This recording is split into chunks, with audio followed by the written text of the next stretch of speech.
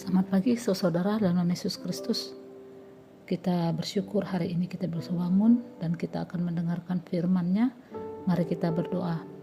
Bapa, terima kasih atas anugerah-Mu, kami boleh Engkau temani, Engkau berkati sampai sekarang. Kami akan melakukan aktivitas kami kembali. Tuhan berkati kami mau mendengarkan sabda-Mu. Engkau berkata-kata kepada kami. Di dalam nama Yesus kami berdoa. Amin.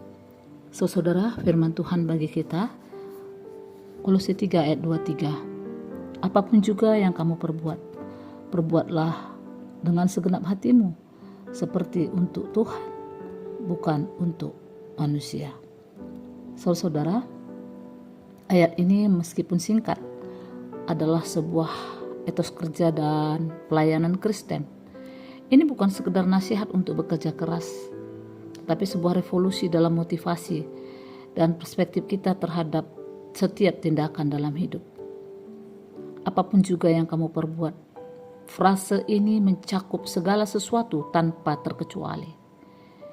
Ini bukan hanya tentang pekerjaan saudara di gereja atau tugas-tugas rohani, tapi ini juga termasuk pekerjaan kita yang di kantor, pekerjaan di rumah, belajar untuk ujian, merawat anak atau merawat orang tua, bahkan melakukan hobi atau aktivitas. Tidak ada bidang dalam hidup yang terpisah dari iman.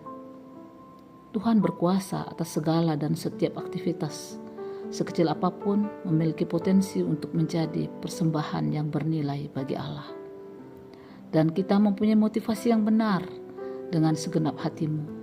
Ini adalah seruan untuk keunggulan dan integritas. Melakukan sesuatu dengan segenap hati berarti tidak asal-asalan. Kita memberi yang terbaik, bukan dengan setengah hati. Kita hadir sepenuhnya, penuh perhatian dan berkonsentrasi. Bukan pula dengan bersungut-sungut, tapi hati yang sepenuh akan mengusung sikap syukur dan sukacita. Bahkan dalam tugas yang sulit. Inilah kualitas kerja yang lahir dari dalam, bukan karena diawasi atasan atau ingin mendapat pujian. Seperti untuk Tuhan dan bukan untuk manusia.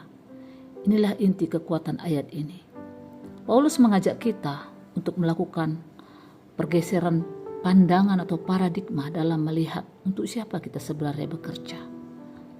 Dari manusia pleaser menjadi God pleaser. Ketika motivasi utama kita adalah menyenangkan manusia, kita akan mudah kecewa, frustasi, dan kehilangan semangat. Ketika tidak dihargai, dikritik, atau diperlakukan tidak adil. Tetapi ketika kita bekerja untuk Tuhan, penghargaan atau pengakuan dari manusia bukan lagi tujuan utama. Sebab sumber sukacita dan kepuasan kita datang dari Allah. Ayat ini mengajarkan saudara bahwa tidak ada pekerjaan yang sekuler jika dilakukan untuk Tuhan. Seorang akuntan yang memeriksa laporan keuangan, seorang guru yang mengajar, seorang supir yang menyetir, semuanya ini menjadi ibadah, dilakukan dengan hati untuk Tuhan. Pekerjaan kita adalah panggilan dari Allah. Pekerjaan untuk manusia hadiah bersifat sementara. Pekerjaan untuk Tuhan upahnya bersifat kekal. Ini bukan berarti kita tidak perlu mengharapkan gaji, tetapi kita tidak tergantung nilai dan harga kita kepadanya. Upah kita dari Tuhan bisa berupa damai sejahtera, sukacita, rasa puas karena telah taat, dan tentu saja upah kekal di surga. Jadi saudara, mari awali hari ini dengan doa singkat. Serahkan seluruh pekerjaan dan aktivitas kita kepada Tuhan. Minta kekuatan untuk melakukannya bagi kemuliaan-Nya. Ketika kita menghadapi tugas di pekerjaan yang tidak menyenangkan atau atasan yang sulit, kita akan melakukan untuk Yesus. Ubah keluhan kita menjadi doa. Dan saat malas belajar untuk anak-anak kami yang saat ini sedang sekolah, motivasi ulang diri kita bahwa aku ingin mengembangkan talenta yang Tuhan beri dan menjadi pelajar terbaik untuk kemuliaan-Nya. Begitulah dalam pikiran hati anak-anak kami.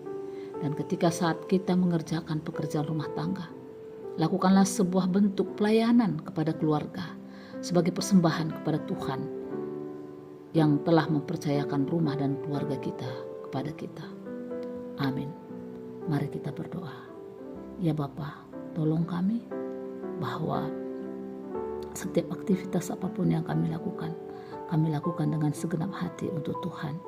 Berkati kami Bapa, supaya kami melakukannya dengan sukacita, penuh syukur, tidak mengeluh, tapi kami terus bersandar kepada Tuhan.